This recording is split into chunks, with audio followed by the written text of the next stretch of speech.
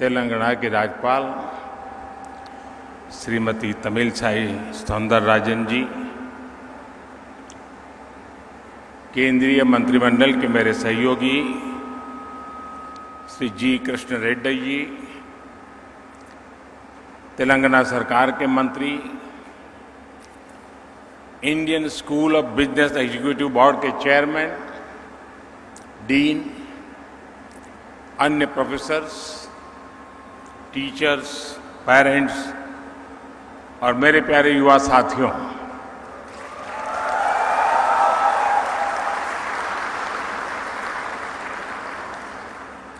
आज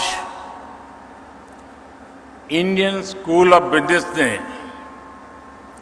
अपनी गौरवमयी यात्रा के एक अहम माइलस्टोन पार किया है।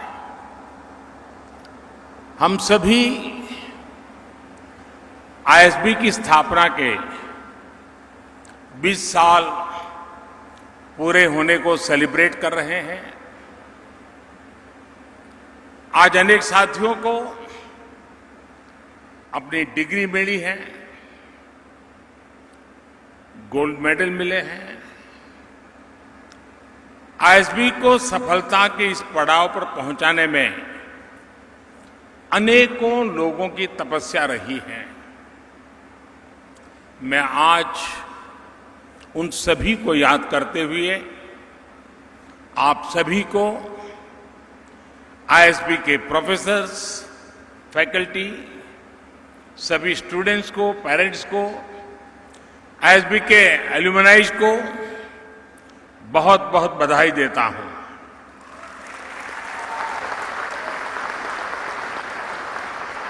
साथियों, साल 2001 में अटल जी ने इसे देश को समर्पित किया था। तब से लेकर आज तक लगभग 50,000 एग्जीक्यूटिव यहां से ट्रेन होकर निकले हैं। आज आईएसबी एशिया के टॉप बिजनेस स्कूलों में से एक है।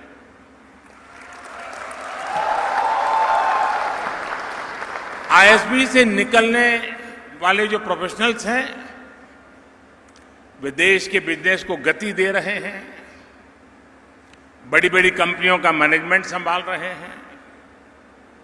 यहां के स्टूडेंट्स ने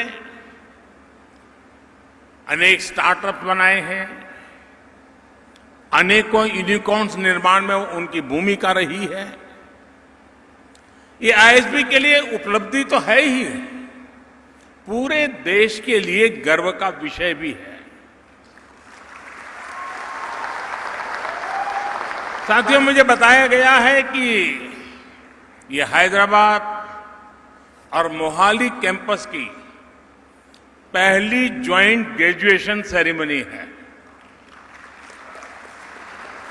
आज जो स्टूडेंट्स पास होकर निकल रहे हैं, उनके लिए ये इसलिए भी खास है क्योंकि इस समय देश अपनी आजादी के 75 वर्ष का पर्व मना रहा है, अमृत महोत्सव मना रहा है।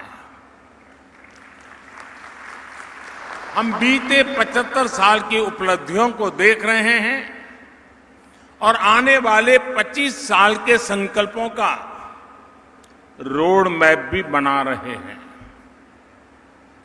आजादी के इस अमृत काल में आने वाले 25 साल के लिए जो संकल्प हमने लिए हैं, उसकी सिद्धि में आप सभी की बहुत बड़ी भूमिका है।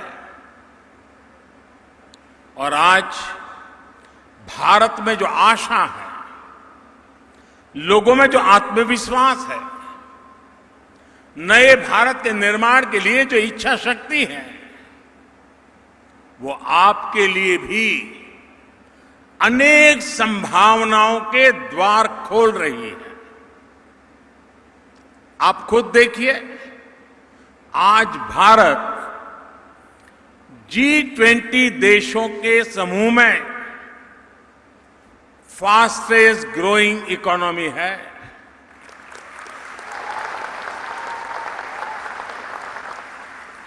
स्मार्टफोन डेटा कंज्यूमर के मामले में भारत पहले नंबर पे है। इंटरनेट यूजर्स की संख्या को देखें तो भारत दुनिया में दूसरे नंबर पर है। ग्लोबल रिटेल इंडेक्स में भी भारत दुनिया में दूसरे नंबर पर है। दुनिया का तीसरा सबसे बड़ा स्टार्टअप इकोसिस्टम भारत में है। दुनिया का तीसरा सबसे बड़ा कंज्यूमर मार्केट भारत में है। ऐसी कई चीजें मैं आपके सामने रख सकता हूं, गिना सकता हूं। कोरोना जैसी वैश्विक महामारी में हम सबने और दुनिया ने भारत का सामर्थ्य देखा है। सदी की इस सबसे बड़ी आपदा में ग्लोबल सप्लाई चेन्स में इतना बड़ा डिस्रप्शन हुआ, फिर युद्ध ने भी इस संकट को और बढ़ा दिया। इन सब के बीच भी भारत आज ग्रोथ के एक बड़े केंद्र के रूप में उभर रहा है। पिछले साल भारत में अब तक का सबसे ज्यादा रिकॉर्ड एफडीआई आया। आज दुनिया ये महसूस कर रही है कि इंडिया मीन्स बिजनेस। और ये केवल अकेले सरकार के प्रयासों के कारण संभव नहीं हुआ है। इसमें आईएसबी जैसे बिजनेस स्कूल्स का, यहां से निकलने वाले प्रोफेशनल्स का, देश के युवा का भी बहुत बड़ा योगदान है।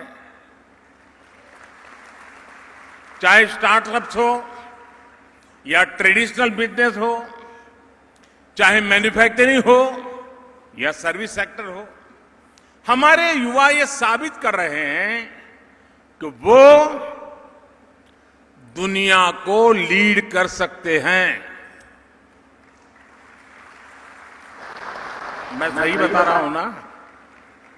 आपको भरोसा है कि नहीं अपने आप पर? मुझे आप पर भरोसा है, आपको अपने आप पर है। साथियों, इसलिए आज दुनिया भारत को, भारत के युवाओं को और भारत के प्रोडक्ट्स को एक नए सम्मान और नए भरोसे के साथ देख रही है। साथियों, भारत जिस स्केल पर लोकतांत्रिक तरीके से अनेक चीजें अपने यहां कर सकता है, जिस तरीके से हम यहां कोई नीति या निर्णय लागू कर सकते हैं, वो पूरी दुनिया के लिए अध्ययन का, सीखने का विषय बन जाता है। और इसलिए हम अक्सर इंडियन सॉल्यूशंस को ग्लोबली इंप्लीमेंट होते हुए देखते हैं। और इसलिए मैं आज इस महत्वपूर्ण दिन पर आपसे कहूंगा कि आप अपने व्यक्तिगत लक्ष्यों को देश के लक्ष्यों के साथ जोड़िए। आप जो सीखते हैं, आपका जो भी अनुभव होता है, आप जो भी इनिशिएटिव लेते हैं, उससे देश हित कैसे सधेगा, इस बारे में हमेशा सोचना चाहिए। जरूर सोचिए। आज देश में चाहे ईज ऑफ डूइंग बिजनेस के लिए अभियान हो, 1,500 से ज्यादा पुराने कानूनों और हजारों कंप्लायंसेस को समाप्त करने का काम हो, टैक्स के अनेकों कानूनों को समाप्त करके जीएसटी जैसी पारदर्शी व्यवस्था का निर्माण हो, एंटरप्रेन्योर्स और इनोवेशंस को बढ़ावा देना हो, नई स्टार्टअप पॉलिसी हो, ड्रोन पॉलिसी हो, अनेक नए सेक्टर्स को खोलना हो, 21वीं सदी की आवश्यकताओं को पूरा करने वाली नेशनल एजुकेशन पॉलिसी को लागू करना हो, ये सारे बड़े बदलाव आप जैसे युवाओं के लिए ही तो हो रहे हैं।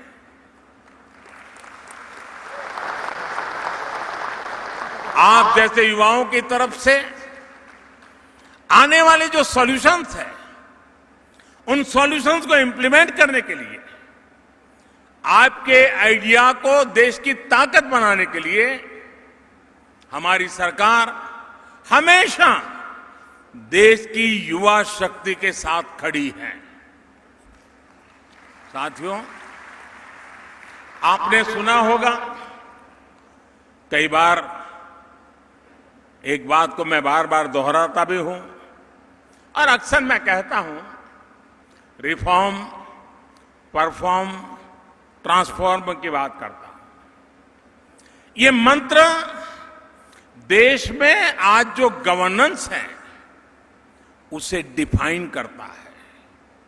ये आप जैसे मैनेजमेंट के स्टूडेंट्स, प्रोफेशनल्स के लिए भी बहुत अहम। मैं ये सारी बातें आपको इसलिए बता रहा हूं क्योंकि आप लोग यहां से निकलने के बाद बहुत सारे पॉलिसी डिसीजंस लेने वाले हैं। पॉलिसी सिर्फ ड्राइंग रूम पर अच्छी हो, कागज पर बेहतर हो, जमीन पर अगर नतीजे ना दें तो उसका कोई लाभ नहीं होता। इसलिए पॉलिसी का आकलन इंप्लीमेंटेशन और एंड रिजल्ट के आधार पर होना चाहिए। रिफॉर्म, परफॉर्म, ट्रांसफॉर्म के मंत्र ने कैसे पॉलिसीज को, देश की गवर्नेंस को रिडिफाइन किया है, ये भी मैं चाहूंगा कि आप जैसे नौजवानों को जानना बहुत जरूरी है। साथियों, बीते 8 साल की तुलना अगर आप उसके पहले के 3 दशक से करेंगे तो एक बात जरूर नोट करेंगे, हमारे देश में रिफॉर्म्स की जरूरत तो हमेशा से महसूस की जाती रही थी, लेकिन पॉलिटिकल विल पावर की हमेशा कमी रहती थी। पिछले 3 दशकों में लगातार बनी रही राजनीतिक अस्थिरता के कारण देश ने लंबे समय तक पॉलिटिकल विल पावर की कमी देखी। इस वजह से देश रिफॉर्म से बड़े फैसले लेने से दूर ही रहा। 2014 के बाद से हमारा देश राजनीतिक इच्छा शक्ति को भी देख रहा है और लगातार रिफॉर्म भी हो रहे हैं। हमने दिखाया है कि अगर ईमानदारी के साथ, इच्छा शक्ति के साथ रिफॉर्म की प्रक्रिया को आगे बढ़ाई जाए तो जन समर्थन अपने आप बढ़ता है। फिनटेक का उदाहरण हमारे सामने है। जिस देश में कभी बैंकिंग ही एक प्रिविलेज मानी जाती थी, उसी देश में फिनटेक सामान्य नागरिकों के जीवन को बदल रही है।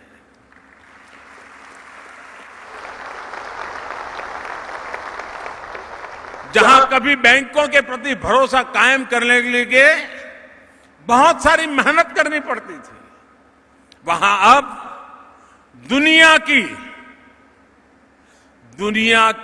40% डिजिटल ट्रांजैक्शन हिंदुस्तान में हो रही है।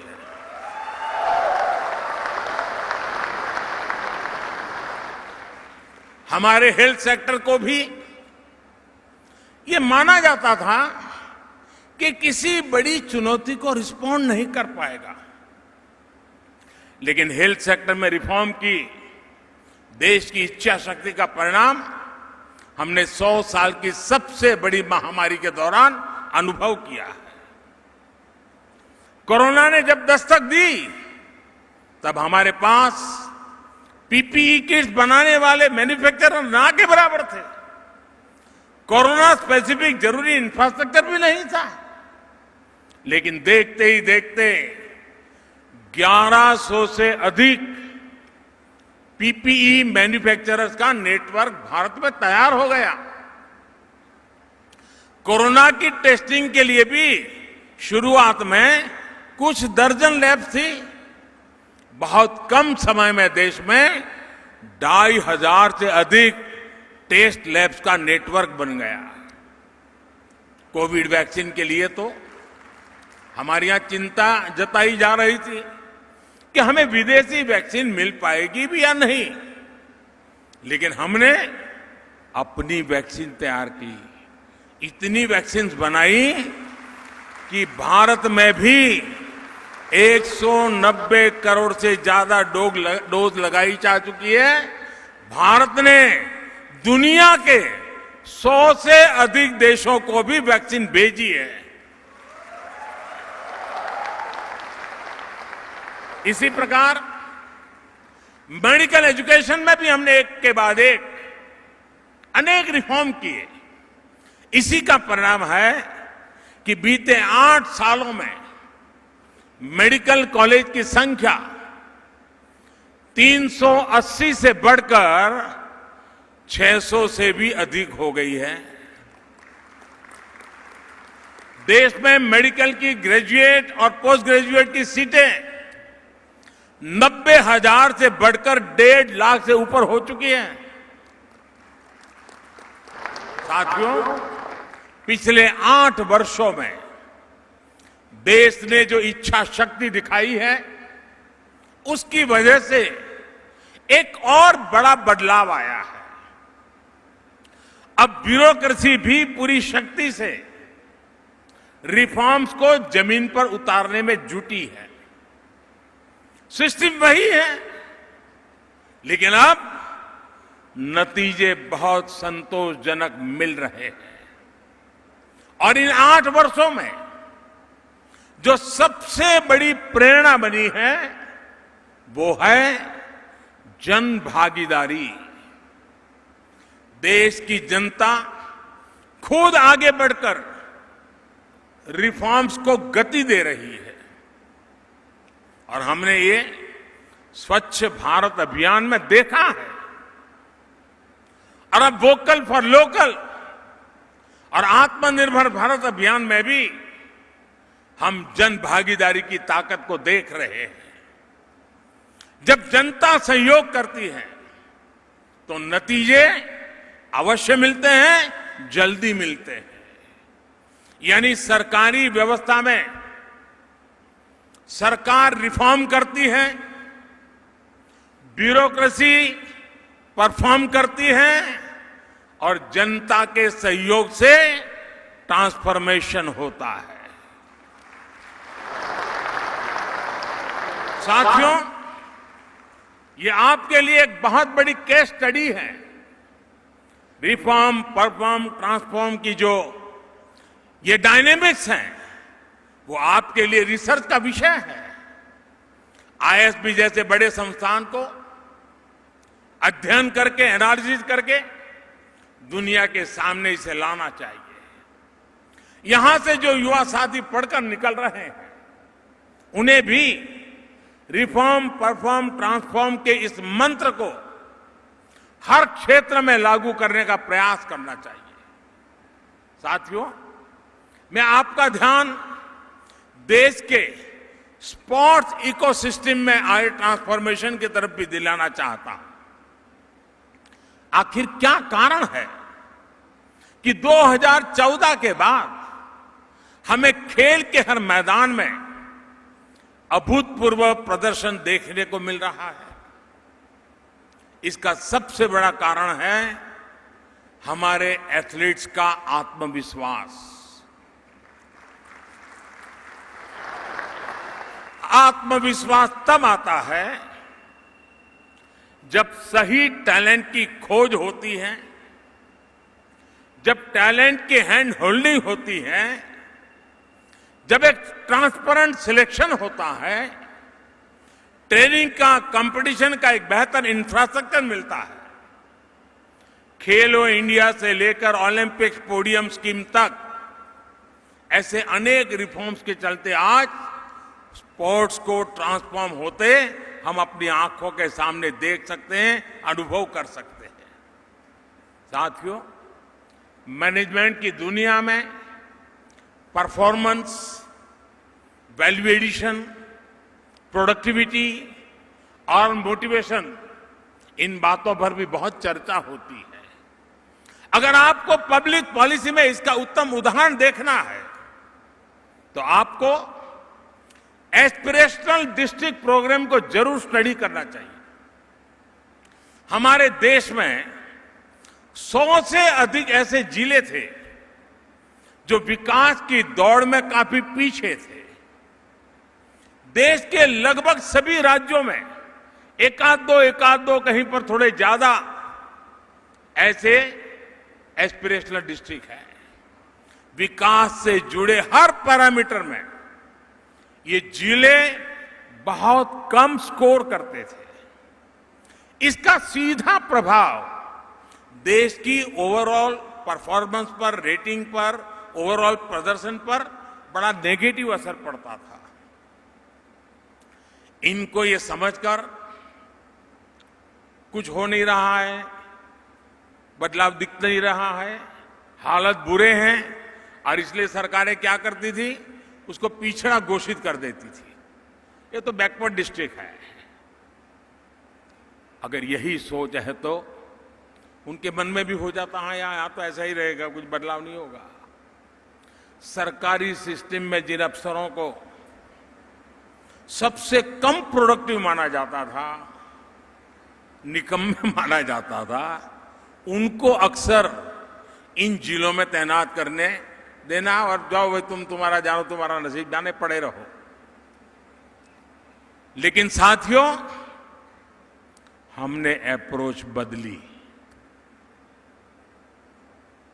जिसे कल तक बैकवर्ड डिस्ट्रिक्ट कहते थे, हमने कहा है बैकवर्ड नहीं है, ये एस्पिरेशनल डिस्ट्रिक्ट है। हमने उसको एस्पिरेशनल घोषित किया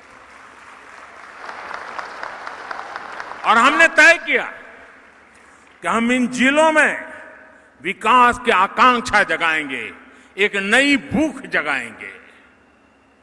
देश के एफिशिएंट युवा अधिकारियों को चिन्हित करके इन जिलों में भेजा गया। इन जिलों में होने वाले हर काम को विशेष तौर पर मॉनिटर किया गया। डैशबोर्ड पर रियल टाइम मॉनिटरिंग करने की व्यवस्था की। जहां जहां कमियां नजर आती थी, उन कमियों को दूर करने का प्रयास किया गया। और साथियों, आपको जानकर के खुशी होगी, आज स्थिति ये है कि इनमें से कई जिले आज देश के दूसरे बेहतर समझे जाने वाले जिलों से कहीं ज्यादा अच्छा परफॉर्म कर रहे हैं।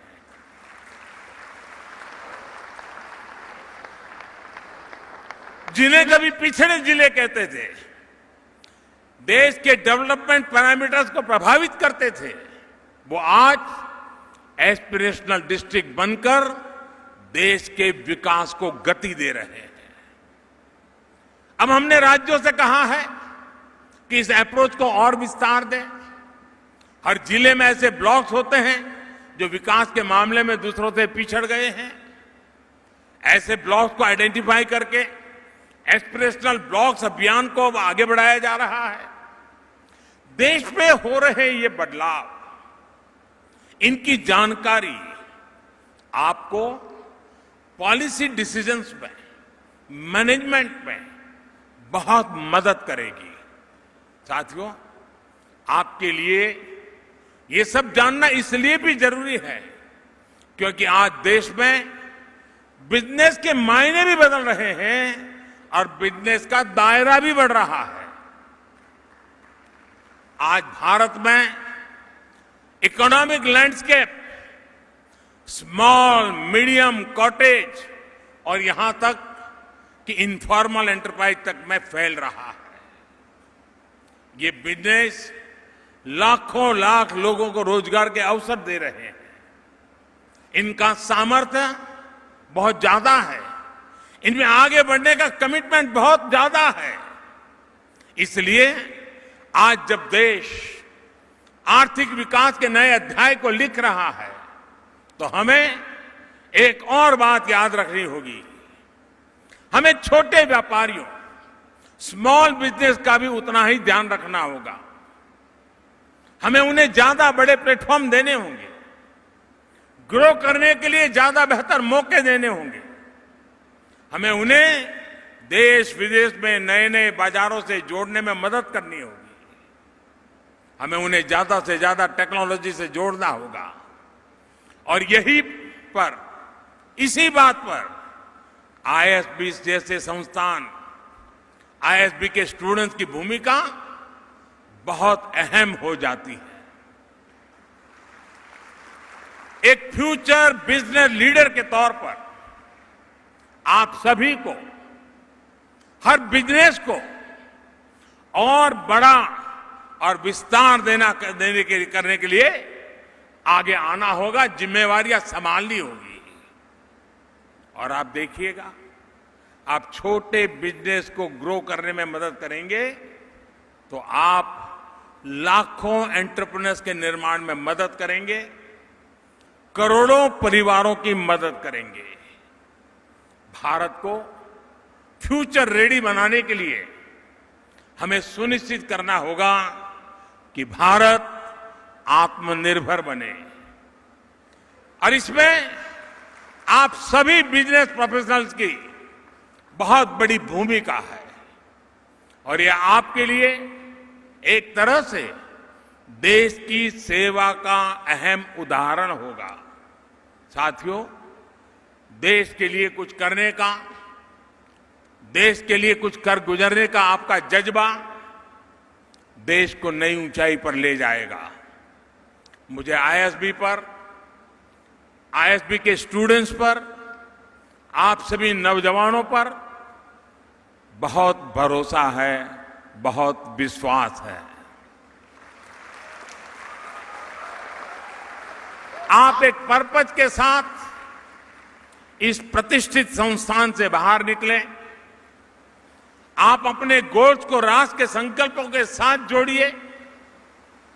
हम जो कुछ भी करेंगे उससे एक राष्ट्र के रूप में सशक्त होंगे।